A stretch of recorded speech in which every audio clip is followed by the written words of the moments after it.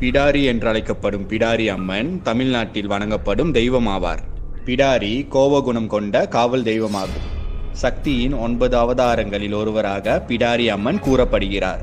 தமிழர்களின் மூத்த தெய்வங்களில் பிடாரியும் ஒருவராவார். பிடாரி காளியை போன்று உக்கிரமாக காட்சி தருகிறார். காளியை போலவே பிடாரி அம்மனின் கையில் திரிசூலம், கதை, நெருப்பு மற்றும் ரத்தம் நிறைந்த பாத்திரம் போன்றவை இருக்கும். பிடாரியை சிலை அல்லது வெறும் கல்லை வைத்து ஊரின் எல்லையில் வழிபடுவார்கள். ஊரின் எல்லையில் தீய சக்திகள் அல்லது பேய்களை வரவிடாமல் பிடாரி தடுக்குமாம். இதனால் இவரை எல்லை பிடாரி என்றும் அழைப்பர். மேலும் கிராமங்களில் ஏற்பட போகும் தீமைகள் மற்றும் பேய் தொல்லைகள் இந்த பிடாரி அம்மனால் விரட்டி அடிக்கப்படுகின்றன.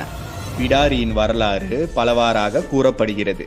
இதில் முதலாவதாக, முன்பு மேலோகத்தில் பிடாரி மற்றும் மற்ற நவசக்திகள் புகழ் பெற்று வாழ்ந்து வந்தார்களாம்.